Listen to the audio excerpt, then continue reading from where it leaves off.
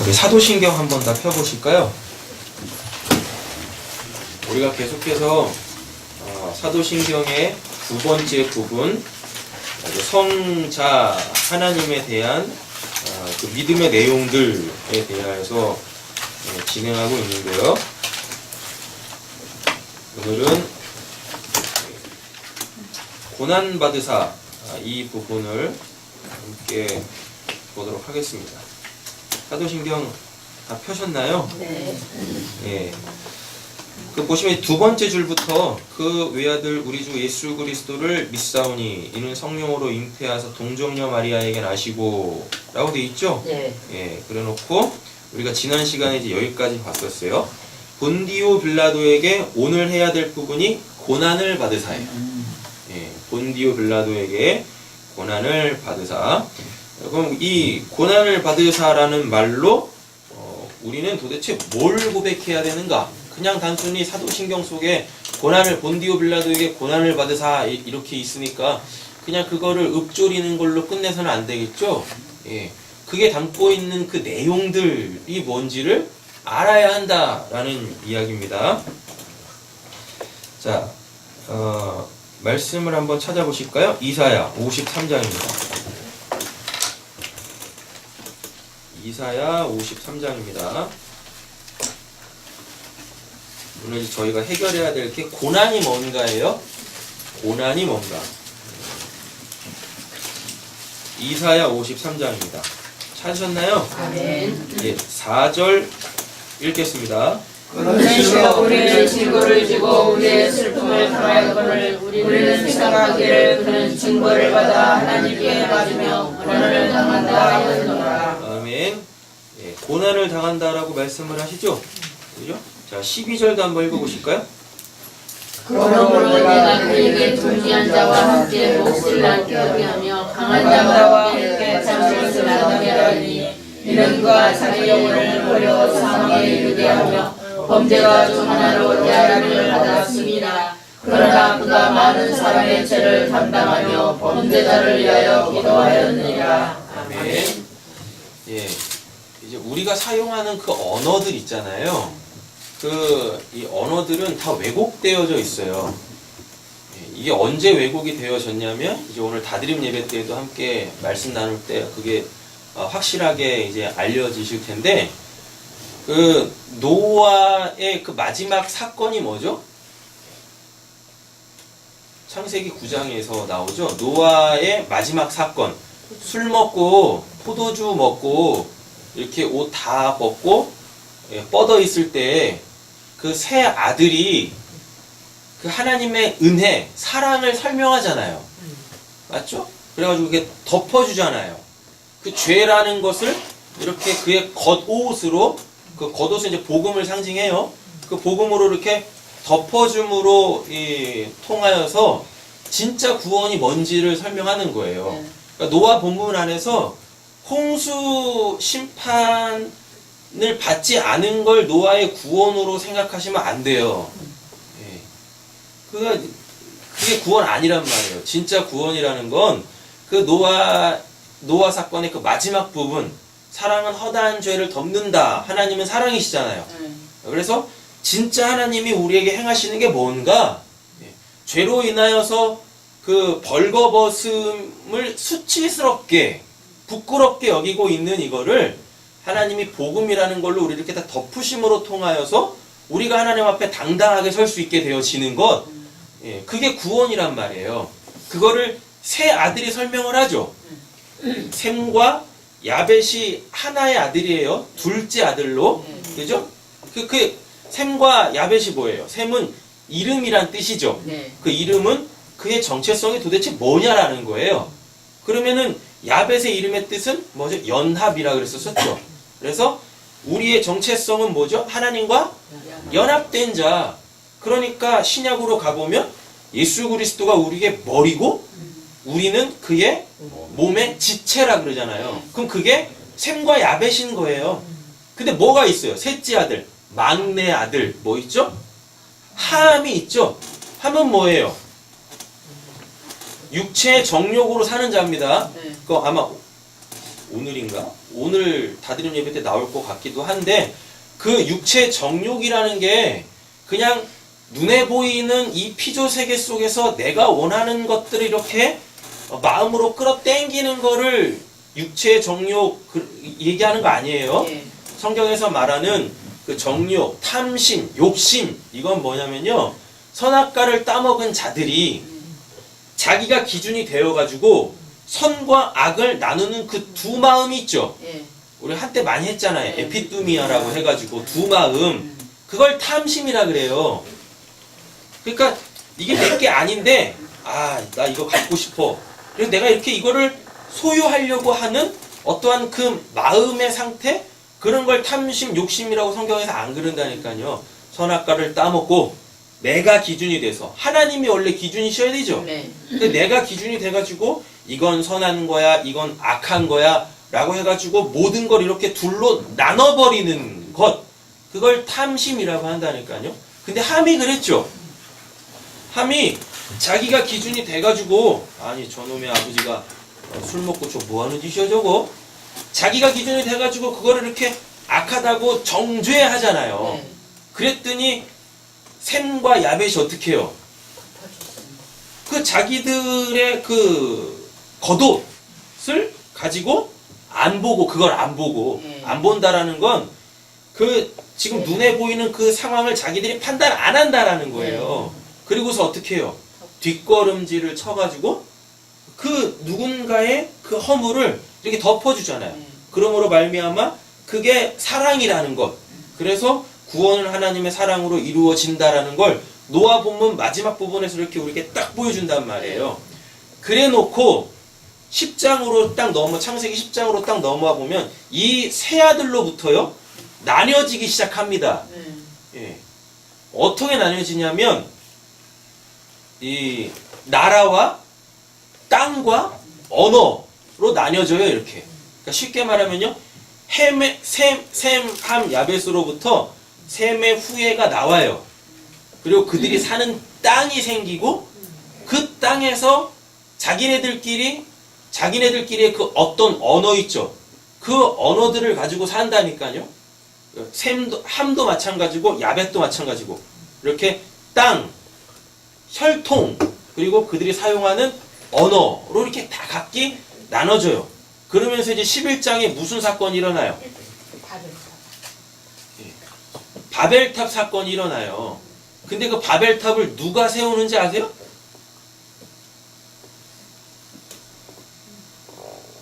함의 후예가 세워요. 함의 후예가 세우는데 그 함은 원래 이렇게 지금으로 따지면 아프리카 지역 있죠? 맞죠? 그 이렇게 이스라엘의 밑에 부분 원래 거기를 이렇게 거기에 땅을 차지하게 되어지는데 얘네들이 어디로 올라가냐면 바벨론으로 올라가요. 원래 바벨론은 셈이 이렇게 취하는 땅이에요. 근데 걔네가 글리 올라간다니까요. 그 말은 뭐냐면 그 함의 후손들이 누구의 장막으로 들어갑니까? 셈의 장막으로 들어가죠. 그래서 거기서 셈의 종의 종로로 탄다라고 그래요. 원래는 함 족속이 이게 이렇게 되는 거죠. 여기 이스라엘이라고 이렇게 얘기를 할게요. 네. 예. 그러면은 그때 이스라엘이라는 나라 자체가 어떻습니까? 여기 이제 바벨론이 이렇게 있죠. 네. 그때는 바벨론이라는 나라도 없어요. 이렇게 되면은 여기가 유프라테스강, 티그리스강 이렇게 되잖아요. 지금 이 지역에서 일어나는 일들이란 말이에요. 이 지역에서. 그런데 보면은 이제 여기에 이렇게 이스라엘이 이렇게 있어요. 여기가 이스라엘이에요. 그럼 여기가 다 뭐란 얘기예요? 여기가 아프리카란 얘기죠. 지금으로 따지면. 그리고 여기가 이렇게 유럽이죠. 맞죠? 그래서 여기가 이렇게 해가지고 여기가 아시아, 중동, 아시아란 말이에요. 여기서 이제 시작을 해요. 셈, 함, 야벳 이런 애들이. 그랬죠? 그랬다가 함은 원래 여기를 차지하게 되어집니다. 야벳은 여기를 차지하게 되고 그리고 셈은 여기를 이렇게 차지해요. 이렇게 근데 보면은 뭐라 그래요? 얘네도 일리 들어가고 얘네도 일리 들어가요. 야벳은 셈의 장막에 거할 것이며 그래야 연합이 될 거 아닙니까? 맞죠? 그래놓고 이 함도 어떻게 하냐면 일리 들어가요. 일리 들어가는데 야벳처럼 들어가는 게 아니라 셈의 종의 종노릇을 한다라고 들어가요. 그럼 이게 뭐냐면 율법의 기능을 감당하기 위해서 들어간다는 얘기예요. 율법이 뭐니까요? 하나님의 말씀인데 그 하나님의 말씀 앞에 우리가 딱 서면 우리가 어떤 자로 다 폭로되죠? 죄인으로 폭로되죠? 맞죠? 그래서 함이 자기 아버지를 율법적 그 세계관 속에서 딱 보고 정죄하는 거예요. 그런데 셈하고 야벳은 어떻게 해요? 율법이 아니라 복음, 하나님의 사랑으로 그와 이렇게 연합을 시켜버리죠. 오히려. 그죠? 함이 일리 들어옵니다. 그래서 여기다가 뭘 만드냐면 바벨탑을 쌓아요. 함의 후예가 이렇게 여기다 바벨탑을 쌓는단 말이에요. 근데 이 바벨탑이 원래는 지역으로 따지면 어디 지역이에요? 셈의 장막. 셈의 장막에다가 바벨탑을 쌓아요. 그리고 재밌는 건 이 함 족속이요. 힘의 논리로 살아요. 그래가지고 이 땅을 점령해버리는 거예요. 원래는 함은 셈의 종의 종노릇 해야 되는데 이게 전세가 역전이 돼요. 힘의 논리로 살아요. 그래가지고 그 세상의 힘이라는 걸로 셈과 야벳을 다 때려잡습니다. 되셨죠? 그러면서 뭘 하냐면 바벨탑 사건에서 어떤 일이 벌어지죠? 언어가 갈리죠? 그죠? 언어가 갈린대요. 근데 이미 창세기 10장에서 이미 언어가 다 갈려요. 언어가 다 갈린다니까요? 야벳의 땅, 야벳의 후손, 이 지역에서 사용하는 그 언어 다 똑같이 이렇게 나옵니다. 근데 11장에서 여기서 언어가 이렇게 완전히 깨져버려요. 자, 그 말이 뭐냐면 셈과 야벳은 같은 언어를 갖고 있죠. 네. 원래는 셈, 함, 야벳이 같은 언어를 갖고 있어요. 그럴 거 아닙니까? 그러니까 막 소통할 거 아니에요. 그랬다가 10장에서 얘네들이 이렇게 땅을 부여받으면서 얘네들만의 언어가 또 생겨요. 얘네들만의 언어가. 그러면서 당연히 뭐가 생기겠어요? 그들이 가지고 있었던 구장의 그 언어, 하나님의 사랑의 그 언어, 그게 이렇게 왜곡되어지기 시작을 해요. 되셨죠? 그렇게 하나님이 우리에게 주신 사랑의 그 언어가 왜곡되어지면 그때부터 뭐가 기승을 하기 시작하냐면 힘 있죠, 힘. 강자의 논리. 그게 이렇게 고개를 들기 시작을 해요. 그 사건이 이제 바벨탑 사건으로 나오는 거예요. 복음으로 살아야 될 이 지역에 힘이라는 게 들어와서 어떻게 하냐면 완전히 그 언어 자체를 깨트려 버린다니까요. 그 언어가 깨지면 어떻게 되겠어요? 구장의 그 셈과 야벳이 행했던 그 사랑의 사역이 왜곡된다는 얘기예요. 이해되셨어요?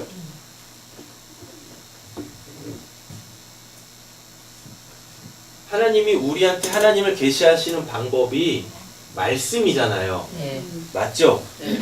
근데 셈과 야벳은 그 이 말씀이라는 걸 뭘로 갖고 있었어요? 사랑이라는 걸로 갖고 있었다니까요. 맞죠? 그런데 얘네가 10장에서 이렇게 땅을 부여받으면서 쭉 갈라져요. 그러면서 이 사랑 있죠? 요 말씀 있죠? 요 말씀이 이렇게 후대로 흘러가면서요. 이게 왜곡되어져요.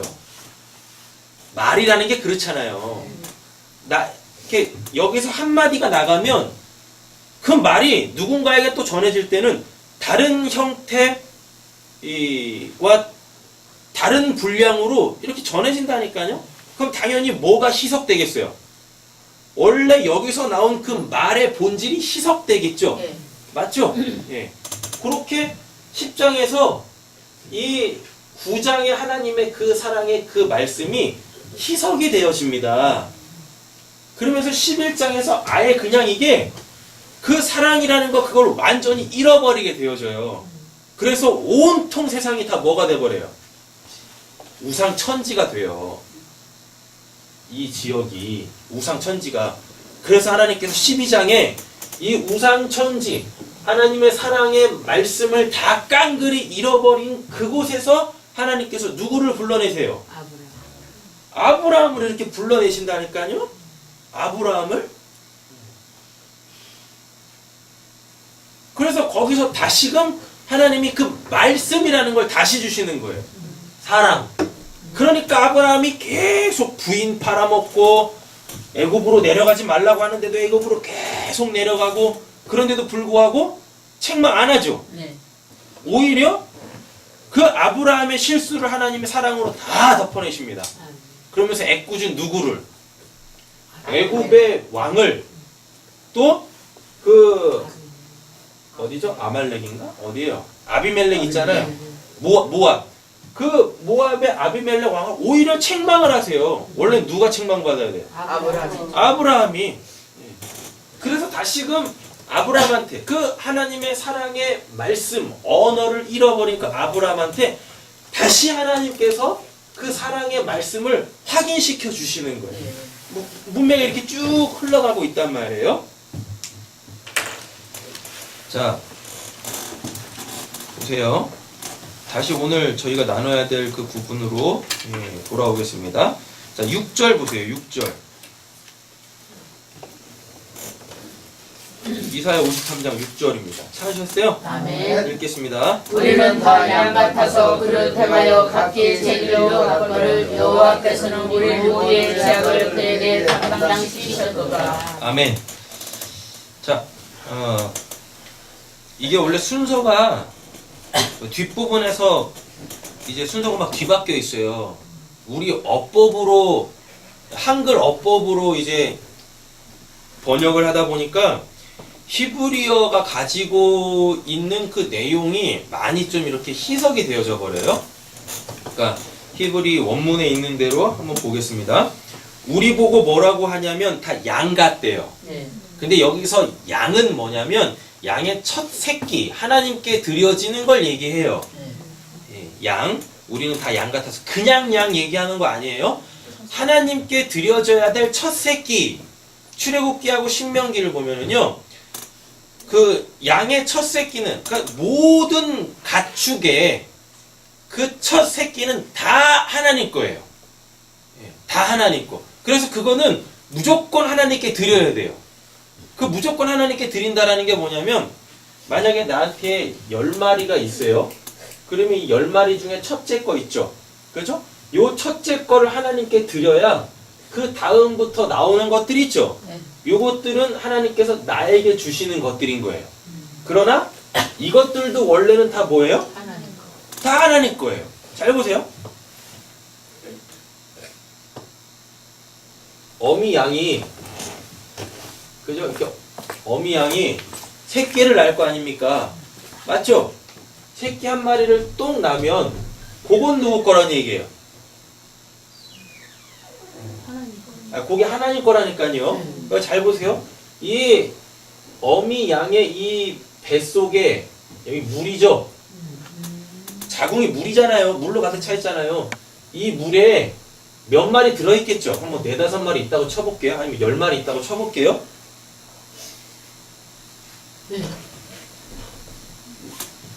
엄마 뱃속에 이렇게, 양 뱃속에 여러 마리가 들어있잖아요. 맞죠? 거기서 제일 먼저 나온 애는 무조건 그거 하나님 거예요. 근데 제일 먼저 나온 얘는 여기 있는 얘네들인 거예요. 그러니까 대표인 거예요, 대표. 하나, 둘, 이렇게 있다고 해가지고 뭐 5마리 있다고 쳐요. 5마리 있는데 차서를 두고 나올 거 아니겠습니까? 맞죠? 그럼 이건 무조건 하나님 건데, 그럼 나머지 이건 다 내 겁니까? 그 뜻이 아니라니까요. 얘네들을 품고 있는 엄마 배는 하나죠. 물은 하나죠. 맞죠? 예. 거기서부터 나왔어요. 그럼 다 이렇게 되는 거예요. 얘가 얘고 얘가 얘고 얘가 얘고 얘가 얘예요 다. 그럼 얘를 뭐라고 하냐면 얘를 11조라 그래요. 10개 중에 하나가 아니라 10개의 대표라는 거예요. 그럼 얘를 하나님께 드려요. 그 원래대로 따지면 이게 다 뭐란 얘기예요? 이게 다 하나님 거란 얘기예요. 왜? 얘가 얘고 얘가 얘고 다 이렇게 되니까 다 하나님 건데 이 11조 첫 번째 걸 하나님께 드림으로 통하여서 다 하나님 겁니다 라고 드려요. 그러면 하나님께서요 나머지 이것들을 내 양식으로 주신대요. 내 분깃으로 주신대요. 그 말은 뭐냐면 너 내 걸로 사는 거야. 그러니까 11조 드릴 때 이건 하나님 거 이건 내 거 이렇게 드리면 안 되는 거예요. 이게 다 하나님 거라니까요. 그런데 요거는 하나님께 드리면서 뭐라고 하는 거냐면 나 하나님의 분깃으로 사는 자예요. 이게 11조 드릴 때 우리의 마음의 자세인 거예요. 그럼 이 11조가 이게 바로 예수 그리스도인 거예요. 왜요? 예수 그리스도가 첫 새끼로 하나님께 드려짐으로 통하여서 우리가 그의 뭐요? 아들로 다 입양됐잖아요. 그래서 다 이건 거예요. 그럼 이게 이걸 그림으로 그리면 어떻게 돼요? 예수 머리, 그의 몸, 지체들 이렇게 되는 거예요. 그래서 11조 성경에서 말하는 11조는 그 예수 얘기하는 겁니다. 그래서 이 예수가 하나님의 아들이죠. 하나님의 아들 로마서에서는 이제 상속자라고 얘기합니다. 그 상속자가 받는 그 분깃을 원래 예수만 받아야 되는데 예수와 몸에 붙은 우리들까지도 예수가 받을 때 같이 받는 거예요. 예수가 받는 분깃이 따로 있고 얘네들이 받는 분깃들이 따로 있는 게 아니에요. 예수가 받을 때 그냥 같이 받는 거예요. 이걸 상속자라고 하는 거라니까요. 되셨죠? 우리 보고 양이라 그래요. 원래 우리가 하나님께 첫째 것으로 드려져야 되는 거예요. 그런데 뭐라 그러냐면 그릇 행했다라 그러죠. 그릇 행하다가 이게 타아라는 단어인데 이게 뭐냐면 잘못 행하다예요. 또는 길을 잃어 방황하다예요. 뭐냐면 내가 하나님께 드려줘야 될 첫 새끼인데 뭘 어떻게 드려야 될지 모르는 거예요. 그래서 내가 이렇게 드리면 하나님이 기뻐하시겠지? 그래가지고 내 방법으로 하나님께 나를 드리면 그걸 그릇되이 행한다라 그러는 거예요. 그게 역사 속에서 언제 등장하죠? 다윗 법궤 가지고 갈 때 법궤를 어떻게 하나님께 드려야 되는지 모르잖아요. 그걸 법궤를 어떻게 운반해야 될지 모르니까 역사 속에서 사람들이 귀한 것을 귀한 사람한테 드릴 때 하는 그 행위, 세상의 방법을 그대로 차용을 해가지고 그렇게 법궤를 하나님께 돌려드린다니까요. 그랬다가 어떻게 해요? 베레스와 우사 해가지고 죽잖아요. 운반하던 자가 소가 날뛰어가지고 소가 날뛰었대요. 자, 그래서 뭐 우리가 양 같아가지고 뭐 내가 내 마음대로 막 그냥 내 멋대로 막 사는 거를 그릇되이 행한다라는 게 아니라 우리의 삶이 원래는 하나님께 드려줘야 될 산 제사인데 그걸 어떻게 드려야 되는지를 모르는 거예요. 그러니까 어떻게 해요? 자기 방식대로 그렇게 다 자기도 모르는 그 신한테 자기를 다 내어드려요. 이렇게. 그럼 그거를 그릇되이 행한다 라고 얘기를 하는 거예요. 신을 안 믿는 사람은 없어요. 세상에 무교라는 건 없습니다. 누구든지 자기가 믿고 의지하는 신이 다 있어요. 되셨죠? 그럼 그걸 다 뭐라 그래요? 우상이라 그래요. 그럼 그들이 다 하나님이 우리한테 주신 그 10계명, 1계명부터 다 어기는 거예요. 그래 다 죄인으로 되는 거죠. 그릇되 행하여 각기 제 길로 갔다라 그래요. 이 길이 뭐냐면 이제 데레크예요. 데레크인데 이 데레크가 헬라어로 가면 호도스예요. 그럼 예수죠. 맞죠? 예. 그러니까 우리가 다 양 같아서 원래 우리는 예수처럼 그렇게 하나님한테 온전히 드려져야 되는데 그 예수를 못 만났네? 그 길을 잃었네? 그래가지고 어떻게 해요? 이게 내가 믿는 그 신한테 내가 잘하는 거지 라고 해가지고 다 그렇게 행하는 겁니다. 아니 우리나라만 보세요. 우리나라가 믿었던 그 신이 뭐예요? 달신이잖아요. 달에 있는 토끼신. 그러니까 어떻게 해요? 그 장독대에다가 그 그냥 흰 백사발에 그 깨끗한 물 떠다놓고 그렇게 막 빌잖아요. 그게 다 양 같아서 다 각기 제 갈 길로 갔거늘이에요. 자기가 믿는 신들한테 그렇게 이 지성을 다하는 거 그게 우리는 다 양 같아서 그릇 행하여 각기 제 갈 길로 갔거늘이에요.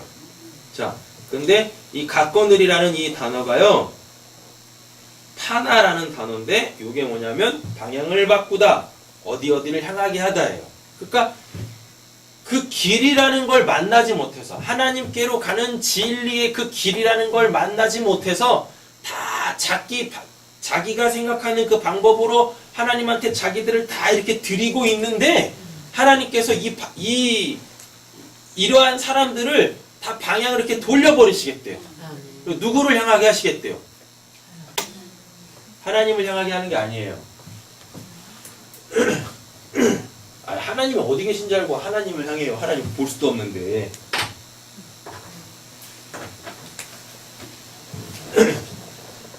죄인인 우리가 이렇게 있죠? 네. 맞죠? 우리가 다 이 길로 간다니까요. 누군지도 모르는 그 신에게 자신을 드리는 삶을 다 살아요. 그럼 이걸 인생이라 그래요.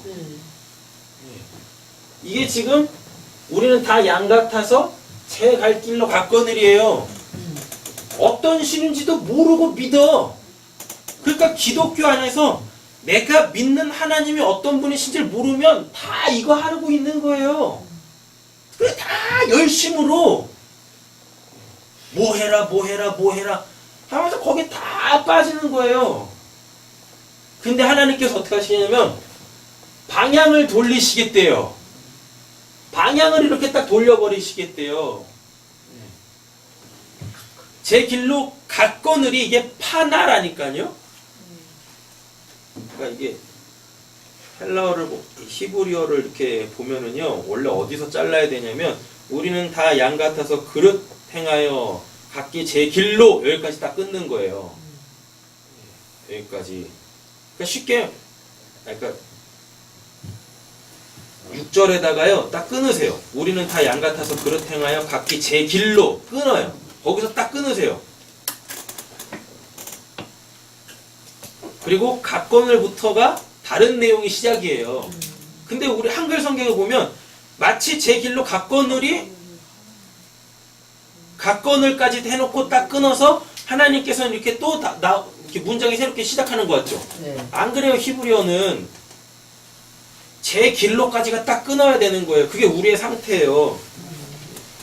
다 자기가 생각하는 그 신앙으로 지금 다 그릇 행하고 있다라는 거예요. 그런데 하나님께서 어떻게 해요? 갔거늘 방향을 돌려. 예, 갔거늘 방향을 돌려. 근데 누가 돌려요? 뒤에 나오죠. 여호와께서 방향을 돌려 어떻게 해요? 죄악을 그에게라고 그랬죠? 방향을 돌리는데 누구한테 돌리냐면 그에게 돌려요. 이 그를 만나게 하는 거예요. 이 그를. 하나님을 만나게 하는 게 아니에요. 어떻게 하나님을 만납니까? 우리가 그 하나님 볼 수도 없고 만질 수도 없는데. 소위 말하는 성부라는 그 하나님은요. 피조물이 이렇게 인식할 수가 없어요. 포착할 수가 없어요. 근데 어떻게 하나님께서 하나님을 만나게 하겠다고 우리가 방향을 돌려요? 안 그렇다니까요. 그에게로 우리의 길을 돌리는 거예요. 우리의 인생을 돌리는 거예요. 그래서 그를 보게 만들어요. 이 그를. 그럼 이 그가 뭐 하는지 아세요? 우리 성경에서는 지금 우리의 모든 죄악을 그에게 담당시켰다라 그러죠. 네. 요거의 원래 의미가 뭐냐면 이 그를 만나면, 자 보세요. 이 그를 만나면 우리가 죄인된 우리가 잘못된 길로 가고 있었다라는 걸 깨닫게 한다는 얘기예요.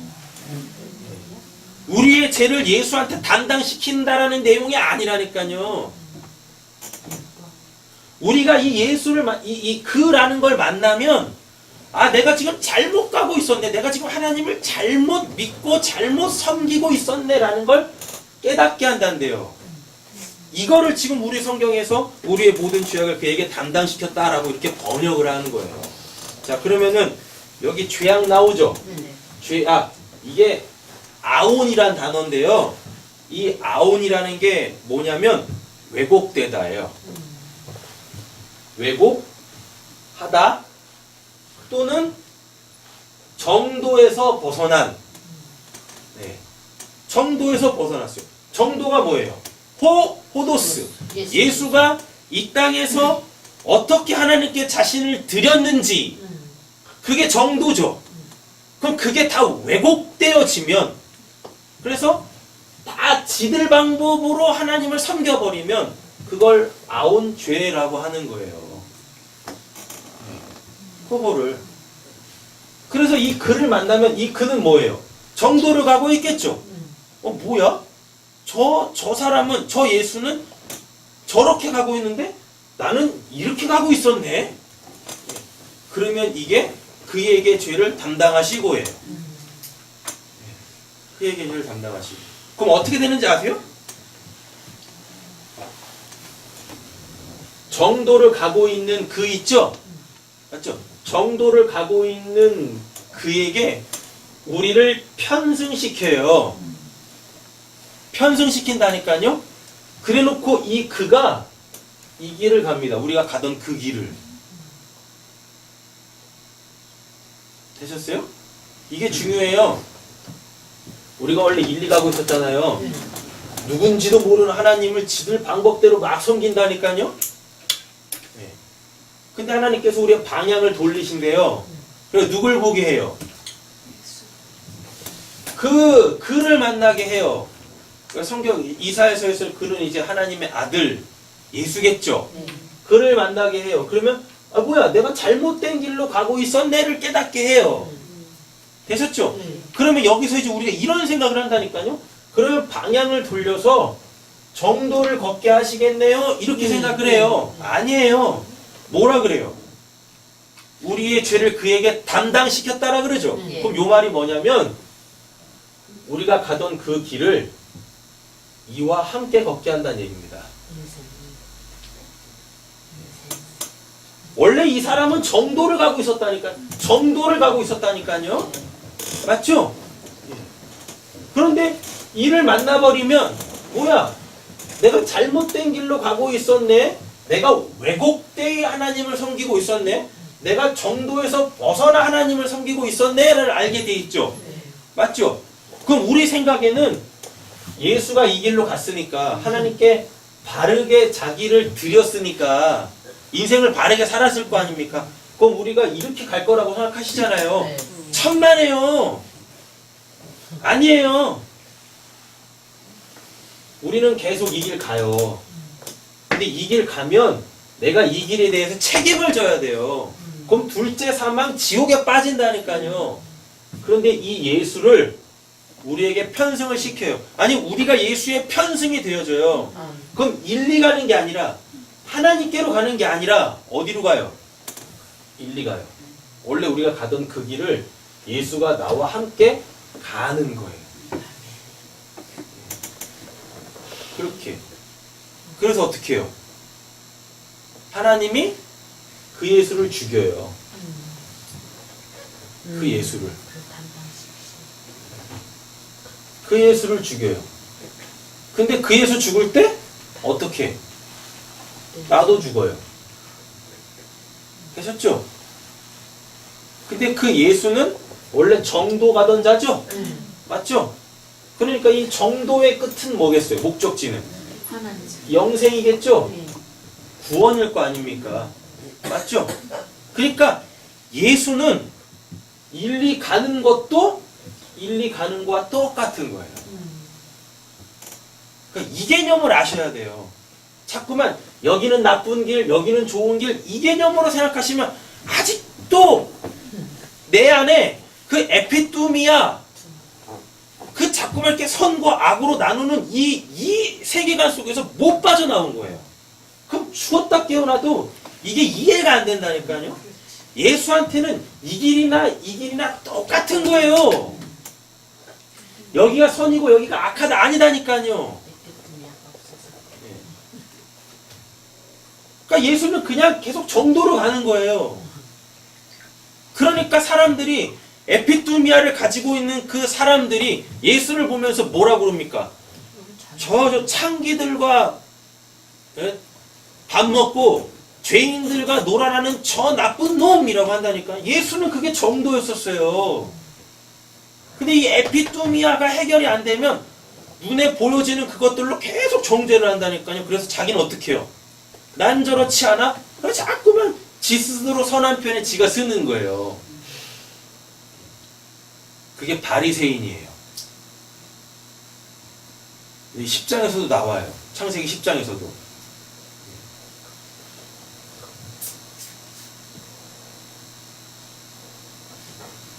예수는 정도 걷고 있어요. 계속. 그런데 이 길을 간다니까요.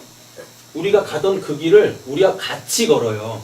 근데 이게 예수한테는 정도예요. 정도. 그러니까 우리는 모르고 그냥 그 정도에 순성을 하는 거예요. 그냥 계속 가. 죽음이라는 곳을 향해서 계속 가는데 어떤 사람들한테는 예수가 함께함으로 말미암아 그게 더 이상 각기 제갈 길이 아니라 방향을 잃은 길이 아니라 예수와 함께하는 이 길이 영생으로 가는 그 길이구나 라는 걸 알아먹고 가는 겁니다. 그러니까 뭣도 모르고 이 길 가는 사람들 보면서 정죄하고 비판하지 않아요. 정죄하고 비판하지 않는다니까요. 우리가 뭐가 잘났다고 누굴 그렇게 비판하고 정죄합니까? 어저께인가 엊그저께인가 어저께죠. 어저께 아주 과간인 그 뉴스가 또 하나 떴더만요. 어떤 목사가요. 그 뉴스에서는 대형교회 목사라고 나와요. 9만 명 되는 대형교회 목사. 그런데 그 교회가 이렇게 사진으로 찍혀서 나왔어요. 그 교회 사랑의 교회예요. 강남 서초동에 있는 사랑의 교회. 보니까 이게 담임 목사는 아닌 것 같아요. 38세라니까. 아마 부교육자겠죠. 부목사 정도 되겠죠? 그 부목사가 서울역에 보면은요, 이렇게 에스컬레이터 긴 거 이렇게 있어요. 경사 가파른. 거기서 그 휴대폰으로 그 짧은 치마 입고 가는 그 여자들의 그 이제 이 속을, 그 치마 속을 찍다가 경찰한테 잡혔어요. 그 에스컬레이터, 그 서울역에 있는 그 에스컬레이터 거기에 그런 사람들이 되게 많답니다. 그래가지고 늘 거기에 경찰이 이렇게 보고 있대요. 딱 걸린 거야. 그러면서 이제 내놓은 변명이 뭐냐면 자기가 이게 뭐라 그러죠? 예. 성적인 욕구를 이렇게 컨트롤하지 못해가지고 1년 6개월 전부터 이렇게 정신과 치료를 받았답니다. 그러면서 약도 복용을 했대요. 그랬다가 그 약을 딱 끊었는데 이게 그때 이제 또 조절이 안 돼가지고 그래서 찍다 걸렸다고 그렇게 저기를 했다, 그 변명을 하더라고요. 거짓말쟁이라고 하지 좀 말아요. 우리랑 뭐가 달라요, 그 사람이? 우린 뭐가 달라가지고 그 사람한테 그렇게 욕지거리하고 뭐합니까? 저게 목사냐고 뭐냐고. 똑같은 거 아니에요, 우리나? 그나? 그죠? 불쌍히 여기면 되는 거예요. 불쌍히 여기고 내 안에서 그런 것들이 있지는 않나.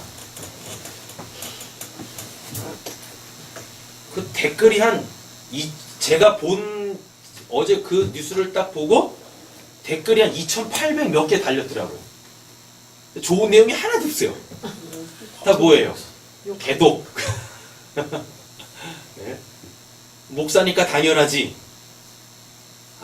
그런 댓글들이 올라와 있는데 참 마음이 아프더라고요. 거기서 같이 비판하면 함되는 거예요. 그를 이해하고 용서하라는 말이 아닙니다. 그와 내가 하나님 앞에 뭐가 다르냐고요? 그와 내가. 오히려 그런 역사적 그 파렴치한 윤리적 잣대에서 이렇게 자신이 죄인으로 폭로되어져 그가 진정으로 회개를 한다면 자기의 실체를 알고 회개를 한다면 오히려 그건 그 사람한테 유익한 거죠. 사회에서는 매장당할 수 있겠지만 그래서 목사라는 그 직분도 면직당할 수 있겠지만 오히려 그 사건을 통하여서 그가 진정으로 회개를 하고 구원을 받으면 그에게 그 사건은 오히려 선한 거겠죠. 그렇잖아요. 안 그래요?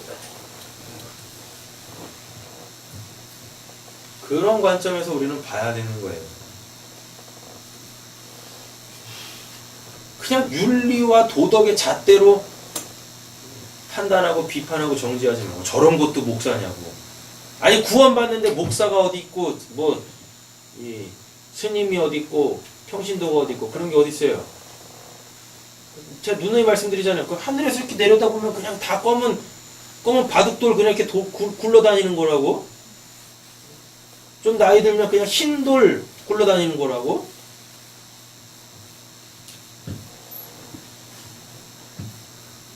우리가 예수를 만나면 우리 인생이 뭐 어떻게 바뀌어가지고 이렇게 예수가 가던 그 정도를 가는 게 아니에요. 그냥 우리 가던 그 길 그냥 그대로 가요. 근데 다만 뭐가 달라지냐면 예수가 함께 해주시는 거예요.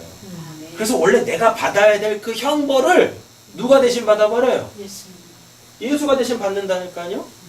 자, 그럼 이제 이렇게 보세요. 예수가 우리가 받아야 될 그 형벌을 우리랑 같이 받죠. 같이 받으면 우리의 죄가 용서되는 것 같죠? 그죠? 그 죄 용서받는 게 뭐예요? 이 길로 가던 거 용서받는 거다라는 얘기입니까? 아니요. 이 길 가고 있는 것 자체가 뭐예요? 죄악이죠. 죄악이 뭐라고 그랬었어요? 왜곡되어진 거, 정도로 가지 않는 거죠? 그럼 죄사함은 뭐란 얘기입니까? 왜곡되지 않은 그 참된 거를 아는 거죠. 정도를 가는 거죠. 그러니까 그냥 세상 사람들이 보기에는 죄악된 길의 말로를 가는 것 같은데 그럼 이 길이 왜곡된 길이고 정도에서 벗어난 겁니다. 근데 예수를 딱 만나게 되어지면 그대로 이 길을 가는데 여기서 이 하나님을 알아먹는 거예요. 뭐가 하나님께 제대로 드려지는 건지를 알아먹어요. 그럼 그걸 죄사함이라 해요. 내가 여태까지 지었던 죄악들이 이렇게 무효화되어지는 거, 그래서 그거에 상응하는 벌을 안 받는 걸 죄용서라고 하는 게 아니라 성경에서 말하는 죄용서라는 건 이 하나님을 알아먹는 걸 죄용서라 그래요. 이 하나님을 알아먹는 거. 그러니까 결국 뭐예요? 방향은 똑같은데요. 가는 길은 똑같은데 예전에는 모르고 갔어. 근데 이제는 그 예수가 나와 함께 하기에 이분이 어떤 분이신지를 알고 가는 거예요. 이걸 죄용서라 그래요. 하나님이 우리에게 자기를 이렇게 확 계시해 주는 거. 누구로 말미암아? 예수로 말미암아. 그래서 그 왜곡된 말을 갖는 게 아니라 참된 말, 진리의 영, 그리스도를 내가 갖게 되어지는 것. 그거를 죄사함이라고 하는 거예요. 죄가 이제 정확하게 뭔지 아시겠죠? 그냥 엿삭 속에서 내가 끄집어내는 어떠한 윤리와 도덕적 이 잘못들을 성경에서는 죄라고 안 해요. 그것 때문에 지옥 가는 거 아니에요. 하나님을 모르냐 아냐, 하나님을 알고 죽느냐, 하나님을 모르고 죽느냐, 모르고 죽으면 그걸 다 죄의 삭은 사망이요라고 했을 때 죄라니까요. 자, 고난, 이제 고난 짤막하게 풀고 말씀 마치겠습니다. 고난이 뭐냐면요, 제가 읽을게요. 히브리서 13장 12절입니다. 그러므로 예수도 자기 피로써 백성을 거룩하게 하려고 성문 밖에서 고난을 받으셨느니라. 여기서 고난이 파스코라는 단어예요. 베드로전서 4장 13절에 보시면 오히려 너희가 그리스도의 고난에 참여하는 것으로 즐거워하라. 이는 그의 영광을 나타나실 때 너희로 즐거워 기뻐하게 하려 함이라 라고 되어 있죠. 여기서 또 고난은요, 파데마예요. 단어가 달라요. 그리스도의 고난은 파스코, 우리가 받을 고난은 파데마 이렇게 되어져요. 근데 이 파스코가 뭐냐면 이 경험하다입니다. 경험하다. 자, 이거예요. 선이든 악이든 이 선이라는 것과 악이라는 게 내 바깥에 있으면 내 바깥에 있는 그 선이라는 것, 그 악한 것이라는 걸 내가 이렇게 경험하면 그때 그걸 고난이라고 해요. 그러니까 사람들이 이건 선하다, 이건 악하다 라고 하는 것들을 내가 이렇게 경험을 하잖아요. 그래서 그걸 이렇게 내가 알아먹잖아요. 그럼 그걸 고난이라고 그래요. 예수한테는 예수 밖에 선이라는 것과 악이라는 것 자체가 없죠. 왜? 예수님한테는 그 안에 누구? 절대적 선, 그 참된 생명이라는 하나님이 이렇게 계시잖아요. 네. 그 예수 자체가 그냥 눈에 보이는 하나님이잖아요. 네. 그러니까 예수 바깥에는 하나님이 선이다 악하다라고 하는 것 자체가 없어요. 근데 예수 바깥에 사람들이 다 선이라고 하고 하는 것과 악이라고 하는 게 있죠. 네. 맞죠? 그거를 예수가 이렇게 경험을 하면 그때 그걸 예수의 고난이라고 하는 거예요. 선도 아니고 악도 아닌 거를 그냥 예수가 사람들에 의하여 저건 선하다, 저건 악하다라고 하는 걸 그냥 받아버려요.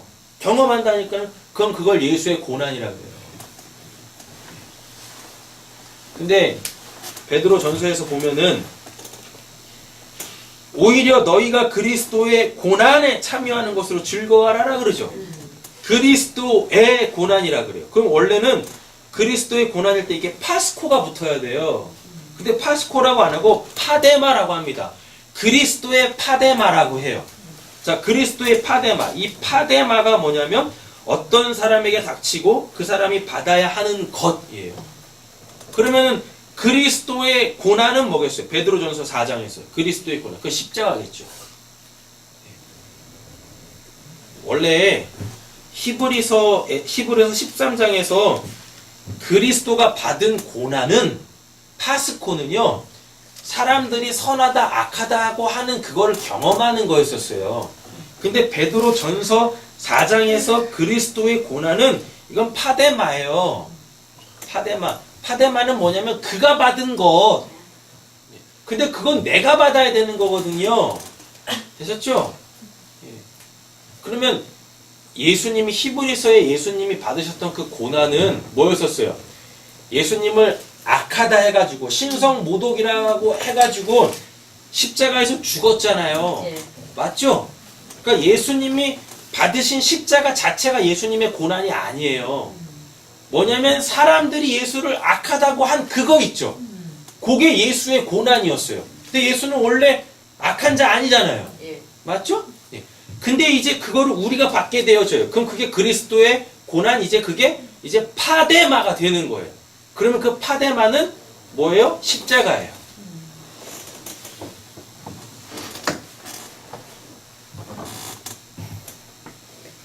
굉장히 중요한 개념이세요. 잘 이해를 하셔야 돼요. 히브리서 13장 12절에서 그리스도가 예수가 받은 고난은 이건 파스코라 그래요. 이 파스코가 뭐냐면 히브리서 13장에서 예수가 받은 고난 이 파스코는 십자가 아니에요. 네. 아셨죠? 사람들이 예수를 너는 신성모독을 한 죄인이야 라고 한 그거 자체. 아셨죠? 그러니까 사람들이 악하다고 하는 그거를 예수가 이렇게 받으면 그걸 그리스도의 고난이라 그래요. 히브리서 13장에서는 그걸 파스코라 그래요. 되셨죠? 근데 요 파스코가 우리가 받아야 될 그리스도의 고난이 되어지면 그건 파스코가 아니라 파데마예요. 그럼 이때 이 파데마는 십자가예요.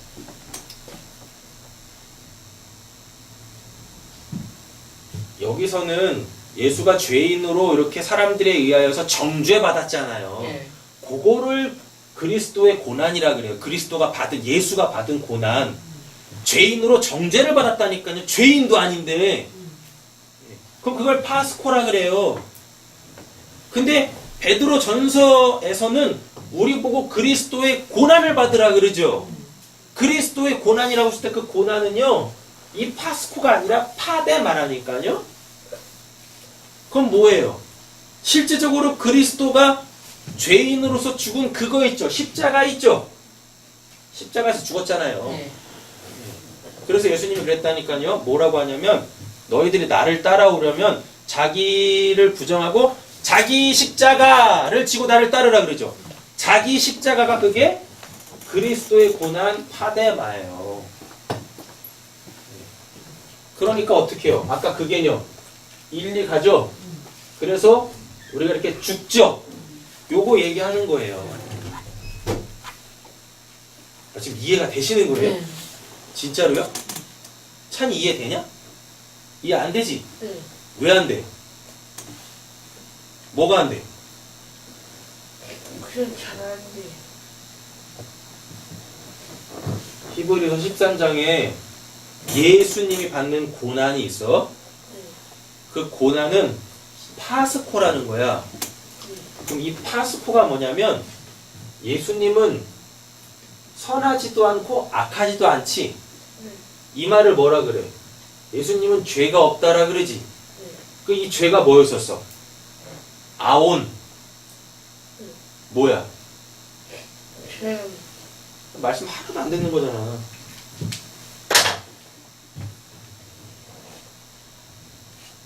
죽어라고 얘기하는데 안 듣는다니까? 아빠가 예배하기 전에 뭐라 그랬어? 예수 잘 믿으라 그랬지? 예수 잘 믿는 게 뭐야? 말씀 똑바로 들으라고. 그게 생명이라고.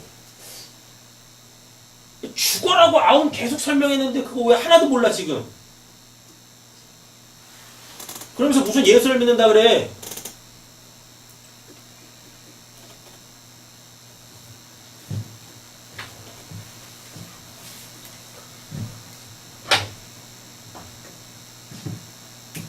또 해야 되는 거잖아. 벌써 10분인데. 예수님은 선하지도 않고 악하지도 않아. 너만 들어, 알았어? 예수님은 선하지도 않고 악하지도 않아. 이 말을 뭐라고 하냐면 예수님은 죄가 없다라는 거야. 예수님이 죄가 없다라는 건 우리가 행하는 뭐 누구 미워하고 누구 욕하고 이런 걸 얘기하는 게 아니라 하나님의 말씀을 진리로 갖고 있다는 얘기야. 죄가 없다라는 게. 이해됐어? 이 말은 곧 죄가 없다라는 게 하나님을 하나님으로 정확하게 알고 있는 거야. 이게 죄가 없다야. 그럼 그 사람은 선하지도 하지 않고 악하지도 않아. 이해됐어? 근데 우리는 맨날 선하다 악하다라 그러지. 그지? 그럼 이거를 두 마음이라 그래. 에피뚜미야. 탐심. 탐심이 나 이거 갖고 싶어 내가 이거 가져야지 이걸 탐심이라고 안 그런다니까? 선악과를 따먹으면 모든 사람들이 다 탐심에 빠져. 탐심에 빠지는 게 뭐냐면 내가 기준이 돼서 내가 하나님이 돼서 지 멋대로 이건 선하다 이건 악하다라고 하는 거야. 그러면 그 상태를 죄가 있다라 그래. 죄가 있는 게 뭐냐면 하나님을 하나님으로 못 알아봐. 근데 하나님을 믿는다고 하면서 자기 방법대로 하나님을 섬겨. 그럼 이게 이사야 53장 6절에 우리는 다 양 같아서 그릇 행하여 제 길로 가는 거야. 이해됐어? 근데 예수님이 받으신 고난이라는 게 예수님은 하나님을 정확하게 알고 있는데 하나님을 모르는 사람들이 예수님을 이렇게 딱 보면서 야 저거 악하네, 죄가 뭔지도 모르면서 저는 죄인이네 라고 정죄를 해. 예수님이 그렇게 정죄 받는 걸 파스코라 그래. 이해됐어? 그게 고난이야.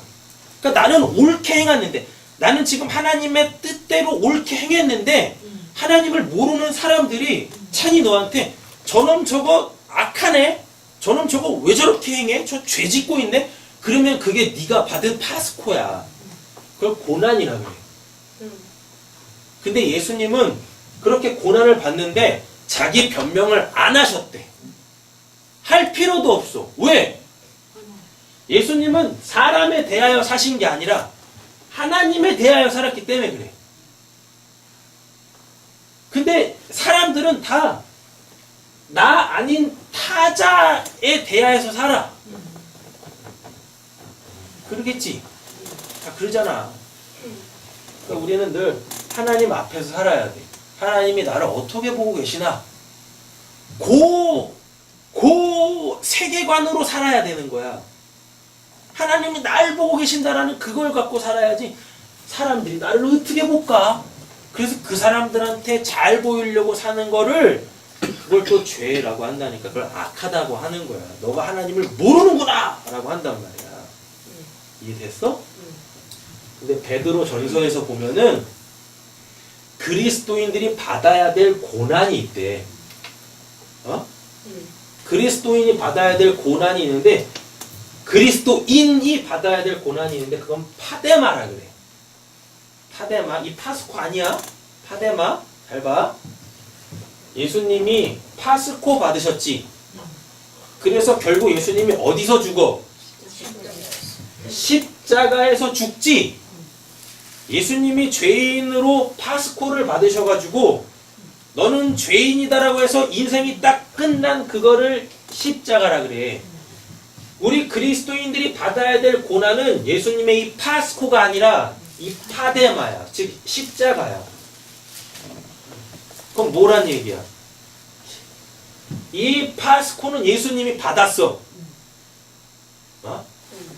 근데 지금 아까 보니까 예수님은 정도를 가셨는데 우리 때문에 우리의 길로 돌아오신대지. 우리와 함께 하신대지. 우리가 가는 이 길이 죽음이지. 그잖아. 죄의 삭은 사망이니까 죽음이잖아. 근데 예수님은 이 길로 가나 이 길로 가나 다 정도야. 이해됐어? 예수님은 원래 일리 가셨는데 하나님이 얘네 살려 해가지고 우리와 함께 해주신대. 그럼 이것도 예수님한테는 정도야? 근데 우리는 여전히 일리 가지. 우리의 예수를 만나면 우리가 이 길 가다가 이 길로 돌아서는 게 아니라니까?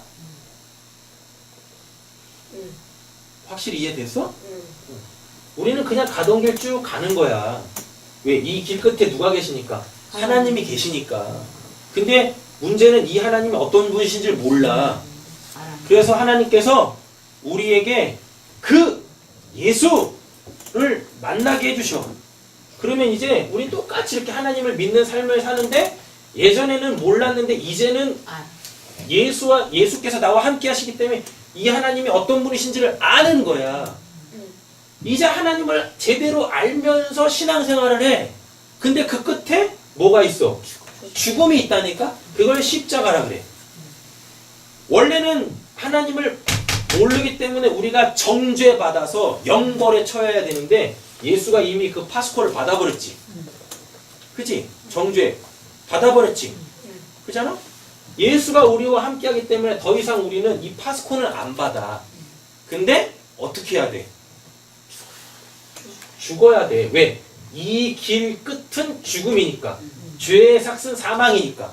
이제 우리가 받아야 될 그 고난은 십자가에서 죽는 건데 똑같이 다른 사람들처럼 십자가에서 다른 사람들처럼 그냥 인생이 딱 끝나는 건데 죽는 건데 우리의 죽음은 정죄의 죽음이 아닌 거예요.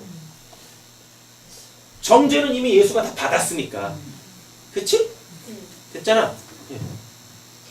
그래서 그냥 우리는 예수와 함께 예수가 죽으셨던 그 십자가에서 그냥 죽으면 돼. 그냥 시간 되면 그냥 이렇게 죽으면 돼. 하나님이 영광 중에 우리 부르시면 그냥 죽으면 돼. 그럼 어떻게 돼? 하나님을 우리 이제 알면서 사니까 그 내가 아는 하나님께로 돌아가. 그럼 이걸 생명의 부활이라고 하는 거야. 됐어? 그러면 파데만은 정죄받지 않고 죽는 거예요? 우리한테는.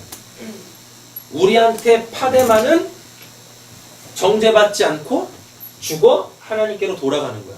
근데 그리스도인 아닌 사람들, 예수가 함께하지 않는 사람들은 이 파데마가 없어. 뭐가 있지? 사망. 영벌이 있어. 영벌. 지옥 가는 게 있다니까.